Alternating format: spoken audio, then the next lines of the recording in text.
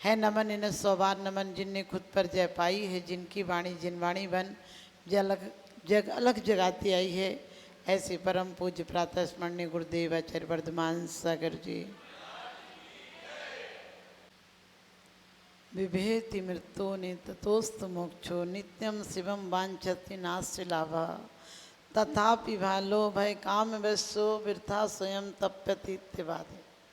बहुत सुंदर बात कही है कि इंसान मौत से डरता है लेकिन बच नहीं पाता है, बचने के बहुत उपाय करता है लेकिन बच नहीं पाता है, और मोक्ष चाहता है फिर भी जा नहीं पाता है। और इसलिए कहा है कि उसका प्रयत्न करो, क्योंकि यही हमारे आचार्यों ने कहा है कि जिसको दिल से चाहते हो लौकिक चीज़ें पा लेते हो, और मोक्ष की बात मात्र बात करते हो। किसी की मौत देखकर तुम कहते हो अनहोनी हो गई, माना कि किसी घटना से होती है तो हमें अनहोनी लगती है, लेकिन सच पूछो 25-50 साल में हो जाए तो तुम्हें अनहोनी लगती है, लेकिन ये होनी तो अटल है। इस होनी को कोई टाल नहीं सकता है। कुछ दिन बाद आए या कुछ जल्दी आए, सिर्फ आपके यहाँ उस मौत को तुम सही ठहराते हो जो कि 100 साल तक सड़ के मरे, 100 साल तक जिए, काम वासनाओं की दुर्गंध में जिए और आकांक्षाओं में जिए, ईर्ष्या में जिए, कलेश में जिए।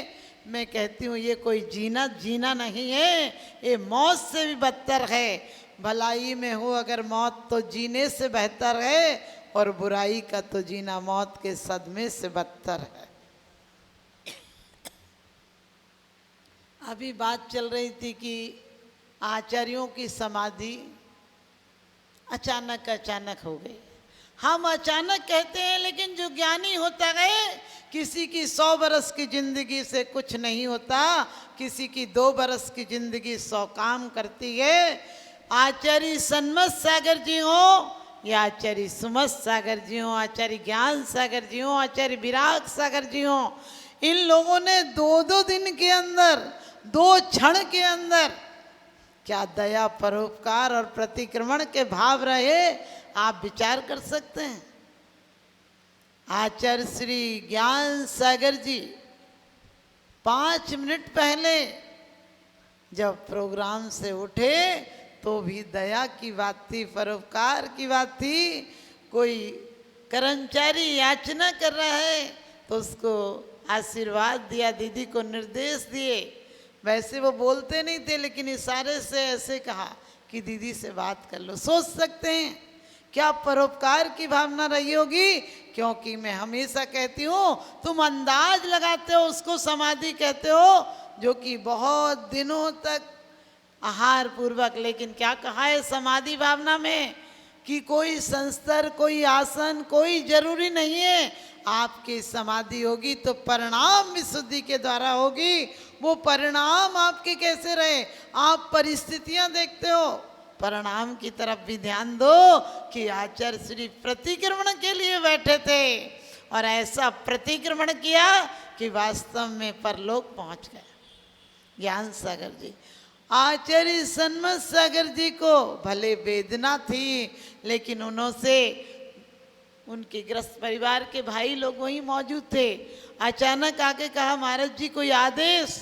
उन्होंने कहा मैंने सबसे त्याग ले लिया, मेरा किसी संस्थाओं से, शिष्यों से, किसी बात से मेरा कोई प्रयोजन नहीं है। इतना ध्यान रखना कि अभी बोल रहा हूँ, नहीं भी बोल पाऊँ तो मेरे संयम को भंग मत कराना, मुझे उपचार हेतु अस्पताल मत ले जाना। आप कह सकते हो, आपको तो सिर दर्द भी हो तो डॉक्टर के पास भागते हो। सुमत सागर जी 3 दिन पहले कह दिया था आज अंतिम आहार है, लेकिन कोई वेदना नहीं थी। लोगों ने सोचा वो तो जब चाहे हमसे भी कहते थे कि बस तुझे अंतिम दीक्षा दूंगा, तू मेरी अंतिम शिष्या होगी। क्योंकि वैसे तो हम आचार्य सन्मत ज्ञान सागर जी से शुरुआत हुई है, व्रत लिया गया, लेकिन हम सन्मत सागर जी पास भी रह गए। तो हम बाबा की तरफ कभी भी कुछ बोलते थे तो हम बोलते थे नहीं ऐसे नहीं होगा, मैं तो ऐसे ही करूँगी, बच्चों की तरह। लेकिन आपको पता होगा एक मौत देखकर, तुम्हें इतनी मौत देखकर मैं अभी भी गारंटी से कहती हूँ, तुम मौत कितनी भी देख लेना, तुम्हारे जीवन में परिवर्तन आने वाला नहीं है। वही तुम दुकानों पर जाकर चोरी बेईमानी करोगे, वही घर में जाकर कलेश करोगे। यदि किसी की मौत तुम्हें शिक्षा का कारण बन जाए तो बहुत बड़ी बात है। क्योंकि मुझे दीक्षा नहीं लेनी थी, मुझे असाध्य बीमारी थी, और मैं तो परमात्मा से प्रार्थना करती हूँ कि गुरुओं के शब्दों में कैसा चमत्कार होता है। मुझसे 3 दिन पहले विमल सागर जी की जयंती थी, मैं उसमें भी गई थी, बड़े आचार्य विमल सागर जी। लेकिन उस समय भी आचार्य विमल सागर जी ने कहा तू दीक्षा ले ले। मैंने कहा महाराज जी ऐसे कहते हो दीक्षा ले लो, आपको पता मेरे पैर दर्द कितने होते हैं। साधुओं की वाणी क्या काट होती है, काट नहीं सकता है। उन्होंने कहा बेटा दीक्षा लेगी तो तेरे पैर ठीक हो जाएंगे। मैं बाबा की तरह उनसे बोलती थी, बस कहते रहोगे, करते तो हो नहीं। बोले बेटा बोला ना दीक्षा लेगी तो पैर ठीक हो जाएंगे। उसके बाद देखिए मैं जैन समाज को कहती हूँ अहिंसा परमो धर्म की जय बोलने से कुछ नहीं होता है। वास्तव में हमारे दिल पत्थर हो गए हैं, पत्थर से बदतर हो गए हैं। हम लोग लोटा भर पानी छान लेते हैं, जीव मरता हो तो हम कहते हैं हम क्या कर सकते हैं। उसी टाइम मैं शिखरजी में थी, आचार्य सुमत सागर जी ने भी कहा बेटा दीक्षा का कब भाव बनाएगी। मैंने कहा इस जन्म में नहीं, अगले जन्म में। मैं शुरू से चंचल सी, जब महाराज जी लोग बोले मेरे को जो बोलना होता तो बोल देती थी। आचार्य सुमत सागर जी ने मुझसे 2-3 बार कहा तुमसे छोटी छोटी बहनों ने दीक्षा ले ली, जो तुम्हारे पैर दबाती थी उनने दीक्षा ले ली, तुम्हें पैर छूना होता, तुम्हें सर नहीं लगता है कि तुम दीक्षा ले लो। मैंने कहा महाराज जी पैर छूना तो 2 मिनट का काम है, दीक्षा तो तमाम जिंदगी का सौदा है। मैं नहीं लूंगी दीक्षा, लेकिन अचानक कोई घटनाएं दिल को ऐसा झकझोर देती हैं। वो संवेद शिखर की घटना आज भी आंखों में झूल जाती है।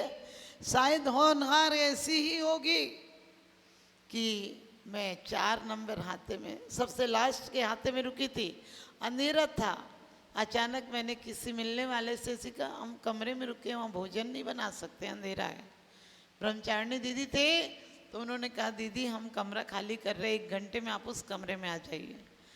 और भाग्य की बात वो जो यात्री आए थे, मैं सुबह वो कमरा लिया, भोजन आदि बनाया। शाम को मुझे पता नहीं कौन यात्री आया, क्योंकि आप भी अभी सुलोचना जी होती तो आप शायद चर्चा नहीं करते, लेकिन चली गई तो हम चर्चा कर रहे हैं। कहते कि आज नहीं पूछते तो क्या हुआ, आज नहीं पूछते तो क्या हुआ, कल एक से पूछोगे क्या हुआ था। आज नहीं पूछते तो क्या हुआ, कल एक से पूछोगे कि क्या हुआ था।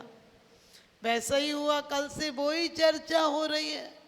हमें भी पता नहीं था कोई यात्री आया, क्योंकि मुझे एक ही वंदना करनी थी। मैं एक भी कर लूँ तो बहुत बड़ी बात थी, क्योंकि मैं चढ़ नहीं पाती थी। तो मैं एक वंदना के हिसाब से उस दिन चढ़ी और पुष्पदंत भगवान के टोंक पर पहुंची। और मैं 60 बार शिखरजी गई हूँ, लेकिन ऐसी भीड़ मैंने कभी नहीं देखी कि धक्के से आदमी ऊपर पहुंच जाए। मैंने बड़े बड़े पंच कल्याणक देखे 30-24 जैसे के, लेकिन कभी इतनी भीड़ नहीं देखी उस दिन जैसी। और पुष्पदंत जी के टोंक पर पहुंची और ऐसी भगदड़ कि शायद 2-4 मर जाएं तो कम है। जिसको जहाँ से जगह मिली, जल मंदिर से, आदिनाथ से, वापस लौटकर जो जहाँ देखो भयंकर भगदड़, गोली चल गई, गोली चल गई। हमारे साथ की दीदियाँ भी बोली, भारती दीदी आदि कि सुलोचना अपन चलो वापस चलते हैं। मैंने कहा मैं तो नहीं जाऊंगी, क्योंकि मैं एक बार आई हूँ और जाऊंगी। उन्होंने मुझे चिल्ला कर कहा कि पागल हूँ, वहाँ चंदा प्रभु पे गोली चल गई है। तो मैंने कहा गोली चल गई, अब चलाने वाला बैठा थोड़ी होगा, लेकिन मैं इतना चढ़ के आई हूँ तो मैं पूरी वंदना करके जाऊँ। आपको पता होगा कि कुछ कर्नाटक के भैया थे और भगदड़ 15-20 मिनट में थोड़ी सी कम हो गई। मैं वापस चंदा प्रभु पे गई, इतना खून मिट्टी में पड़ा था जैसे तसला हो, उसे गोली लगी होगी तो खून निकला। फिर किसी भाई ने उसे किसी की डोली में से उतार कर उसे बांध कर और नीचे भेजा। लेकिन बहुत देर हो गई थी, रांची में उसका इलाज भी हुआ। मैं पूरी वंदना करके लौटी, लेकिन जब वंदना करके लौटी तो पता चला कि मेरे कमरे के बगल में ही वो लोग ठहरे हुए थे। हमारी छोटी बहन उनके साथ रांची तक भी गई। अब मुझे तो उसकी भी चिंता हो रही थी। आपको पता है कोई ट्रेन एक्सीडेंट हो जाए तो तुम्हें मरने वालों की चिंता नहीं, मेरा हो इसकी बहुत चिंता होती है।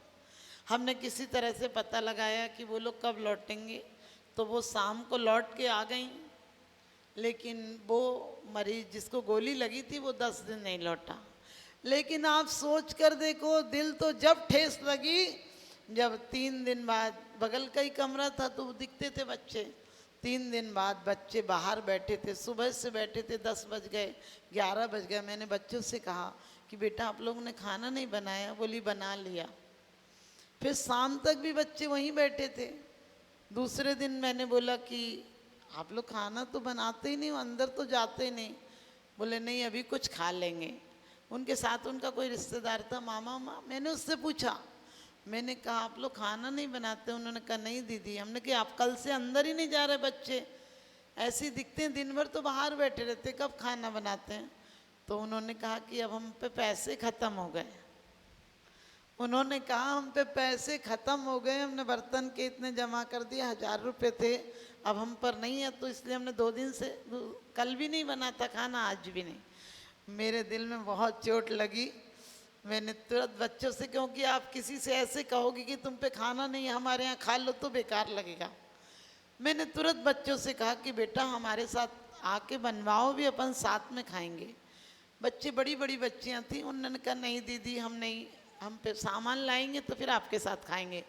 हमने कहा बेटा इतना सामान है कि अभी सिर्फ हेल्प कराओ, अपन साथ में बनाएंगे, जब ख़त्म हो जाएगा तब देखेंगे, अभी हम पर बहुत सारा सामान है और हम जल्दी जाएंगे।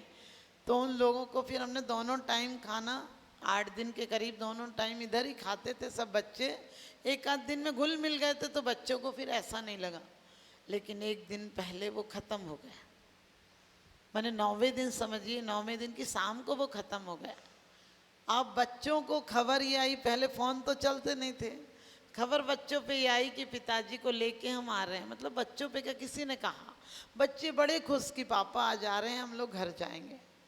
लेकिन मुझे पता था, दूसरा दिन भी हो गया, सुबह भी हो गई, शाम भी हो गई। हमारे संघ की माता जी थी ज्ञानमती, उन्होंने मुझे बुलाया और कहने लगे सुलोचना आज खाना यहीं खाना। हमने कहा क्यों माता जी? कहने लगी वो ख़त्म हो गया। हमने कहा पता है। तो बोली बेटा लाश आ जाएगी तो तुम्हारा खाना छूट जाएगा। मैंने कहा किसी की दुनिया छूट गई, मेरा एक टाइम का खाना छूट जाएगा तो कोई आफत नहीं आ जाएगी, लेकिन उन्हीं बच्चों के साथ खाएंगे हम। हमने उन लोगों को नहीं बताया था, बच्चे मेरे साथ साथ ही रहते थे। लेकिन उसके बाद शाम का भी हो गया, जैसे तैसे दूसरे दिन भी हो गया। आप देखिए दूसरे दिन शाम को लाश आई और बच्चों को तो बताया नहीं था, बस कमरे में ही रहते थे हमारे पास। लेकिन जब लाश आई तो वो सीन देखकर पत्थर पिघल जाए, क्योंकि शिखरजी तो खाली हो गई थी, यात्रियों को दोष नहीं दूंगी। लेकिन जैसे उनकी आके गाड़ी रुकी, बच्चे दौड़कर खुशी से गए। लेकिन जो सीन देखा, माँ की मेहंदी लगी हुई थी यहाँ यहाँ तक, लाल चूड़ियाँ, वो बिल्कुल, और वो देखने में नहीं लगती थी बड़ी उम्र की। लेकिन अचानक बच्चों का ये हाल कि कोई जान दे देगा, कोई छत से कूदने को तैयार, कोई वहीं सिर पीट रहा है। मैंने नेमी चंद करके एक मैनेजर थे वहीं के, मैंने उससे कहा कि भाई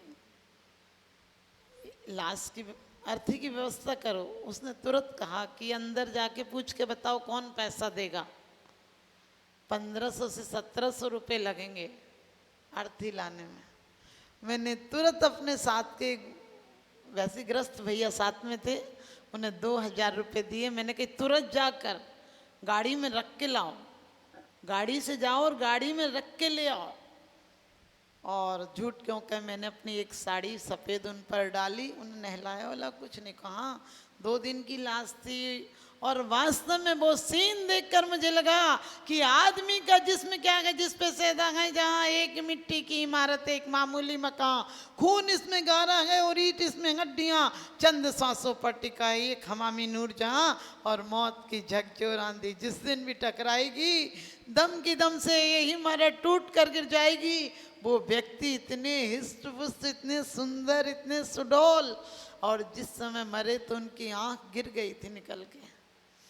मुंह में मशीन डाली होगी तो ये दांत तो निकल गए थे, गली में मशीन होगी, उनका 2 दिन हो गई थी लाश को रखे, बिल्कुल काले सा चेहरा पड़ गया।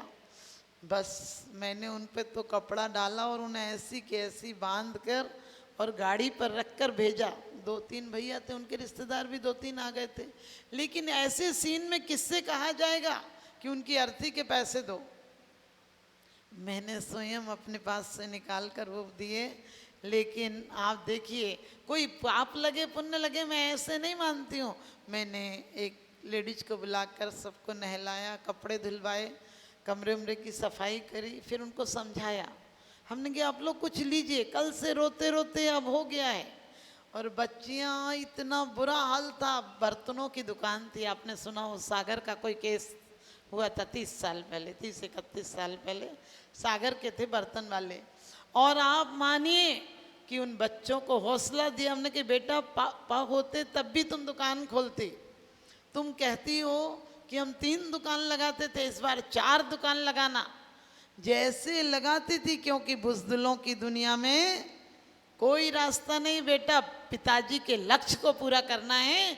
और देखिए भाग्य की बात, उन पे 7 लड़कियां थीं और एक छोटा सा 2.5-3 साल का बच्चा होगा। बार बार कह रहे पापा तो भगवान बन गए ना, पापा तो भगवान बन गए। और मैंने उस दिन भी उन लोगों को जो कुछ था थोड़ा बहुत जलपान आदि के लिए प्रेरित किया। दूसरे दिन खाना बनाया पूरे लोगों का, एक लेडीज को बुला लिया तो वहाँ से जितने लोग आए थे उनका भी। और तीसरे दिन मेरी गाड़ी की टिकट थी, मैंने सुमत सागर जी को श्रीफल चढ़ाया और कहा आचार्य श्री से कि मैं अब दीक्षा लूँगी, जो होगा देखा जाएगा। आपको पता होगा मैंने उसी समय दीक्षा का श्रीफल चढ़ा दिया कि अब चल पाऊँ या नहीं चल पाऊँ, लेकिन दीक्षा लूँगी। सुमत सागर जी ने मुझसे कहा कि तुम बेटा दीक्षा ले लो। मैंने कहा महाराज जी यहाँ नहीं लूँगी, लूँगी तो सोनागिर लूँगी। और आचार्य श्री आए भी दीक्षा में।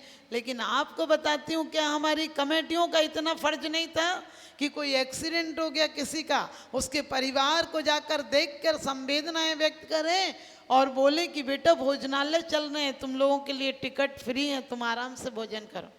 आप सोच सकते हैं, आप जैन समाज बोलते हो अहिंसा परमो धर्म, सिर्फ लोटा भर पानी में तुम्हारी अहिंसा पल जाती है। मैं कहती हूँ जो पर पीड़ा को अपना कर नयन का नीर बनते हैं, कुछ ही हैं जो द्रौपदी की बदन का चीर बनते हैं। जहाँ को जीत करके तुम सिकंदर बन तो जाओगे, जो खुद को जीत लेते हैं वही महावीर बनते हैं। मत कहो से हरगिज बीना जिसमें बसती झंझकार नहीं, वह हृदय नहीं वह पत्थर है जिसको गैरों से प्यार नहीं। उस दिन के बाद आपको पता है उस समय फ़ोन नहीं चलते थे, उनकी बेटियों के पत्र आते थे और लिखती थी कि हम सोचते थे परमात्मा नहीं है, लेकिन आपके रूप में हमें परमात्मा पर आस्था हो गई। बच्चियों ने कहा, और एक लड़की की शादी उनने कर दी थी, वो बच्ची आई और कहने लगी कोई शिखर जी मत आना। मैंने कहा बेटा पिताजी से शिक्षा लो कि वो एक दिन की वंदना कर गए हैं और एक दिन पहले उनकी गाड़ी का कोई एक्सीडेंट हो गया था कलकत्ता में, तो वो ट्रेन से आए थे। मैंने कहा बेटा मौत कभी भी आ सकती थी, लेकिन पिताजी का पुरुषार्थ देखो, एक दिन पहले आकर एक दिन पूरी वंदना कर गए थे, दूसरी वंदना में समाप्त हुए। बेटा उनकी भावनाओं के कद्र करना, तुम भी पूरी वंदना करके जाओ, क्योंकि वो अच्छी जगह गए होंगे। तुम उनके प्रति ऐसे भाव मत लाओ कि गलत हुआ।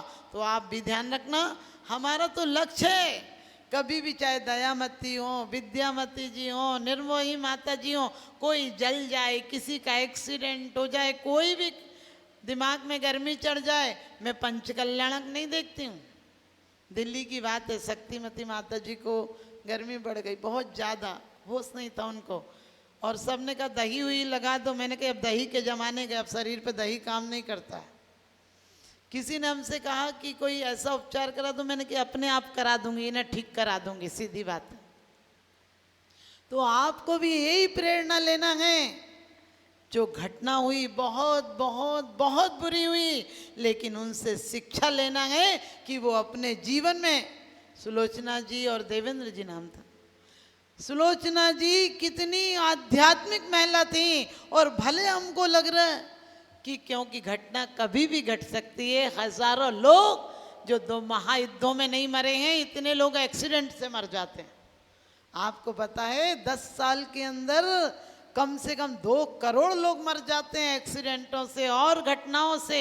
मौत किसी भी घटना से आ सकती थी, लेकिन उनसे एक प्रेरणा लेना है कि उन्होंने अपने जीवन में धर्म ध्यान पूर्वक, और जैसा कि आपने पता है कि धन हानि भी हुई है, जन हानि भी हुई है।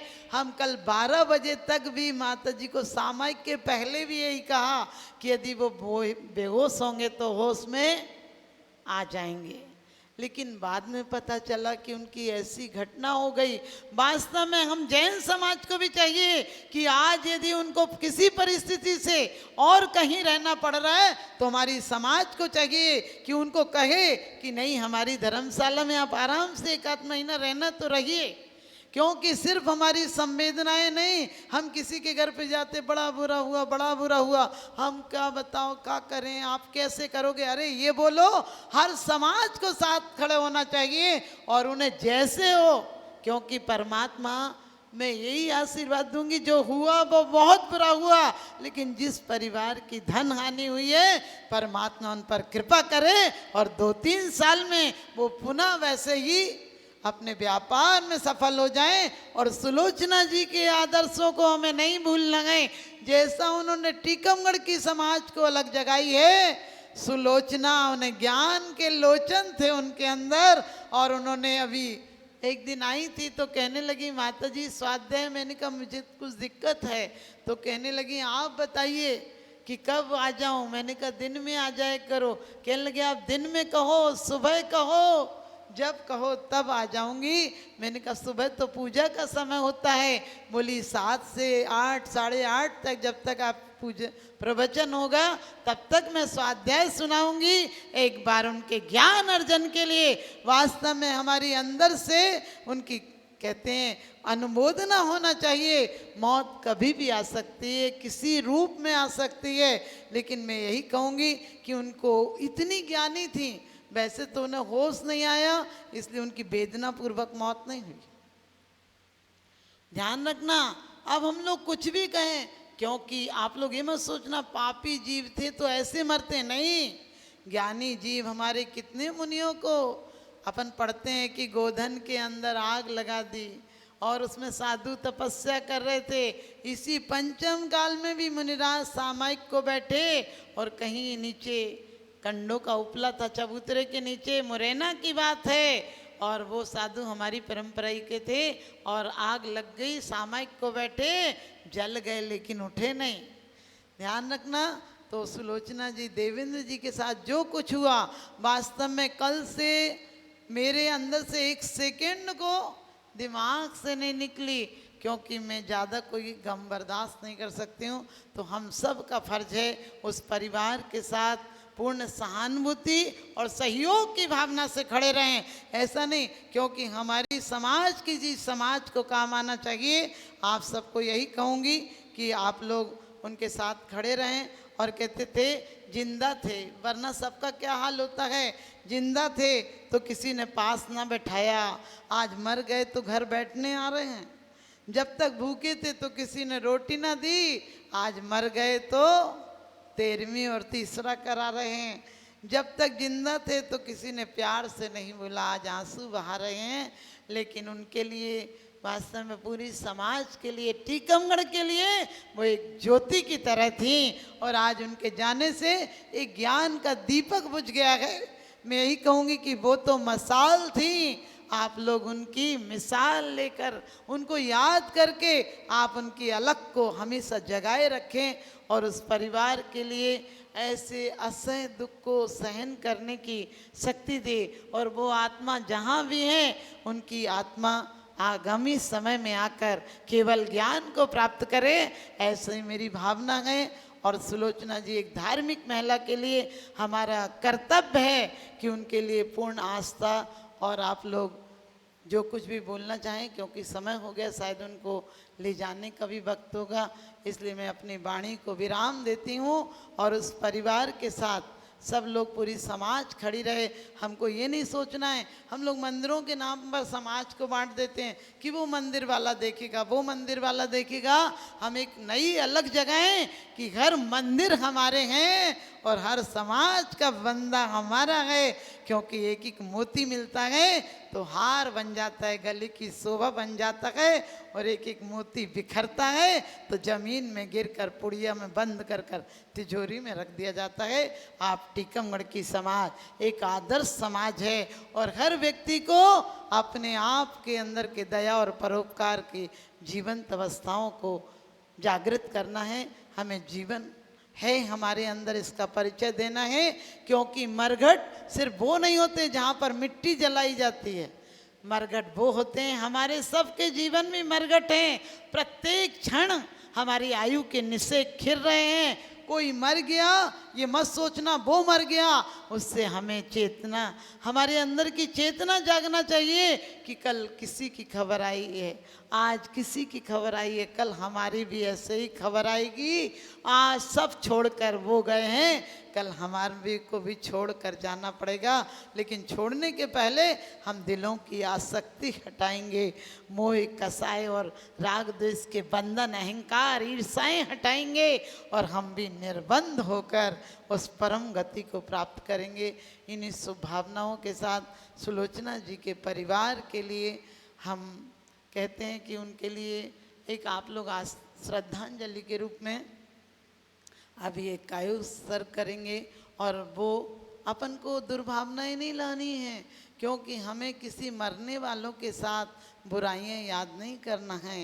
यदि कोई छोटी मोटी हर इंसान के अंदर कमी होती है, हमें सिर्फ आस्था पूर्वक उनके लिए एक भावना भानी और सब अच्छे भावों से कायोत्सर्ग करेंगे कि वो निश्चित ही अच्छी शांत परिणामों से सोते सोते गई हैं। लेकिन आपको जिंदगी में अब और नहीं सोना है, जिंदगी में और नहीं सोना है। सोने के बाद भी, सोने के पहले भी सोकर उठो तो परमात्मा से कहो कि आज का दिन धर्म ध्यान पूर्वक गुजारूंगा, और सोने के पहले कहो कि परमात्मा सब प्रकार के राग द्वेष परिग्रह आसक्ति से मैं मुक्त होता हूँ, और कभी चला जाऊँ तो तुम्हारी शरण में जाऊँ तो कहीं भी मौत होगी, आप नियम से आपकी समाधि मरण हो गया।